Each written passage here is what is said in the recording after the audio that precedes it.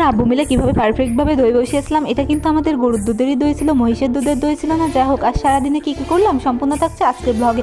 আসসালামু আলাইকুম, welcome to my new another mini ব্লগটি শুরু করছে আজকে সকাল থেকে। আম্মু সকালবেলা গোলা রুটি বানিয়েছিল, তো আমি মাংস ছিল সেই মাংস নিয়ে খেতেছিলাম। আমার আবার বাসি মাংস ভালো লাগে না, তাই পরিমাণে অল্পটাই নিয়েছিলাম। তো আয়াতদের পড়াতেছিলাম, যেহেতু ওদের পরীক্ষা তাই ওরা আজকে সকালের দিকে পড়তে এসেছিল, তো দুইজনকে সুন্দর মতো লেখা টেখা করাই ভালোভাবে পড়াতেছিলাম। তো পড়তেছিল তখন দেখছি আম্মু আমাকে ডাক দিয়েছে এই হাঁসটা ধরার জন্য। এই হাঁসটা নাকি আজকে জবাই করবে। ভাইয়া তো একা একা জবাই করতে পারবে না, তাই সিঙ্কু ভাইকে ডাকতে গিয়েছিল, তখন আমার হাতে ধরিয়ে দিয়েছিল আম্মু। ভাইটা ভাই শেষে পরিষ্কার করে নিয়েছিল। এরপরে যে চুলগুলো থাকে না, এগুলো আম্মু সুন্দর মতো পুড়িয়ে নিতেছিল। আম্মু আবার হাঁস মুরগি যেটাই হোক না কেন গরম পানি দিয়ে পরিষ্কার করে না, যতক্ষণই সময় লাগুক না কেন একটা একটা করে সবকিছু হাত দিয়ে পরিষ্কার করে। হাঁসটা আবার ওদের সাথে সব হাঁসের চেয়ে কেমন যেন একটা ছিল, তাই মাংসটাও কম হয়েছে তুলনামূলক। মাংসগুলো সব ভালোভাবে পানি দিয়ে ধোয়ার পরে চুলার পাড়ে রান্না করতে চলে গিয়েছে। ভালোভাবে পেঁয়াজগুলো ভেজে নিতেছিল। ভেজে নেওয়ার পরে যে বাটা মশলাগুলো ছিল সবগুলো দেওয়ার পরে ভালো করে কষিয়ে নিতেছিল। কষিয়ে নেওয়ার পরে হাঁসের মাংসগুলো দিয়ে দিয়েছিল। তো বসে বসে রান্না করতেছিল, তো আমি পাশে বসে বসে দেখতেছিলাম কিরকম কিভাবে রান্না করছে। আর আমার আম্মুর হাঁস রান্না অনেক মজা হয়। পরে তো আমি দুধ আনতে খানকার পাড়ে গিয়েছিলাম, তো ওখান থেকে আবার তাল গাছের নিচে গিয়েছিলাম দেখতে যে একটা তালও পড়েছে নাকি। এরপরে তো আমি একটা তালও পেয়েছিলাম না, তারপর হাঁটতে হাঁটতে চলে আসতেছিলাম। আসার পরে দেখতে আমার আব্বুর দুধ দোয়ানো হয়ে গিয়েছে। প্রথমে তো এই পাতিলে দুধ রেখেছিল, তো ওই পাতিল থেকে আমি এবার এই বালতিটাতে ঢেলে নিয়েছিলাম। নেওয়ার পরে হাঁটতে হাঁটতে চলে আসলাম, যেহেতু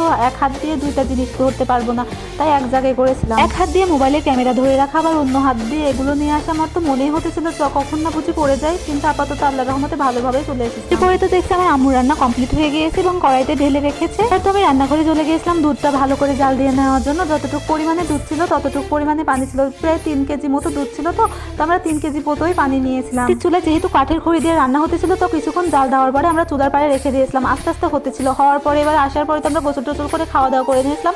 এটা ছিল আমার বিকেলের একটা ভিডিও ক্লিপ করে। খুব মন খারাপ লাগতেছিল, তো একটা তালের আটি নিয়ে ছাদের পাড়ে চলে গিয়েছিলাম এবং খেতেছিলাম। আমার আবার এই কাঁচা তালগুলো অনেক বেশি ভালো লাগে। ওখানে কিছুক্ষণ বসে থাকার পর সন্ধ্যা হয়ে গিয়েছিল। হওয়ার পরে এই দই বানাতে আবার আমি চলে এসেছিলাম। তো দেখতেই পারছো আমাদের দুধটা আমরা জাল করতে করতে কতটা পরিমাণে লাল করে ফেলেছি। এবার তো প্রথমে গুঁড়া দুধ দিয়েছিলাম, তারপরে পরিমাণ মতো চিনিও দিয়ে দিয়েছিলাম। এই পর্যায়ে মাটির চুলায় গিয়েছিলাম না, গ্যাসের চুলায় ভালো করে নাড়িয়ে চাড়িয়ে জাল করে নিতেছিলাম। দুধের চাল যত পরিমাণে ভালো হবে, যতটা পরিমাণ ঘন হবে, তত ভালো দই বসবে। প্রত্যেকবার তো আব্বুকে এভাবে, যদি মহিষের দুধ হতো তাহলে তো এত ঘন করাই লাগতো না। এরপরে আমি ফল টল দিয়েছিলাম যাতে দইয়ের ভিতরে একটা ভালো ঘ্রাণ আসে। মশলাপাতি দেওয়ার পরেও আমি আরো কিছুক্ষণ দুধ ভালো করে জাল করে নিতেছিলাম। হয়তো আমি চুলার উপর থেকে দুধটা নামিয়ে যে হাঁড়িতে বসাবো না, এই হাঁড়িটা দিয়ে ভালো করে গ্যাসের উপর দিয়ে গরম করে নিতেছিলাম। প্রথমে তো হতেছিল না, তারপর একটা চামচ দিয়ে নিতেছিলাম যাতে ভালোভাবে গরম হয়। এরপরে তো আমি আব্বুকে ডেকে নিয়ে আসলাম, কারণ এই ধানের গুঁড়ার ভিতর আমি হাঁড়িটা ভালোভাবে বসাতে পারতেছিলাম না। তো আব্বু এসে ভালো করে গুঁড়ি টুড়ি দিয়ে হাঁড়িটা আমাকে বসিয়ে দিল। ভিতর দিলে হাঁড়িটা ভালোভাবে গরম থাকবে। যাদের বাসায় গুঁড়ি নেই তারা এমনি খাতা কম্বল যা আছে তার ভিতর ধুয়ে দিলেও হয়ে যাবে। তো পাতিলের ভিতর যে সরগুলো ছিল ভালো করে চেঁচে নিতেছিল। তারপরে যে হাঁড়িটা ছিল হাঁড়িটার ভিতর দুধগুলো সম্পূর্ণভাবে ঢেলে দিল। দুধের পরিমাপটা কত সুন্দর হয়েছে, সম্পূর্ণ হাঁড়ির ভিতরে এটে গিয়েছিল। হয়তো খাতার কাগজ দিয়ে আব্বু সুন্দর মতো হাঁড়ির মুখটা মুড়ে দিয়েছিল।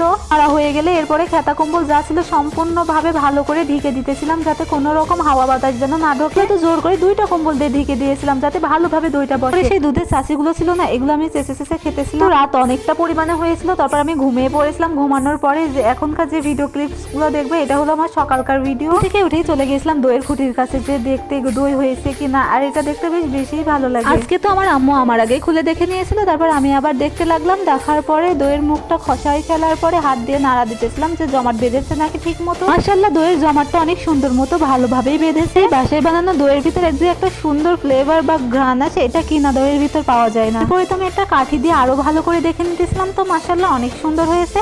এই ছিল আমার আজকের দই বানানোর একটা ব্লগ ভিডিও। তোমাদের কেমন লাগলো সবাই কমেন্ট করে জানিও। আল্লাহ হাফিজ।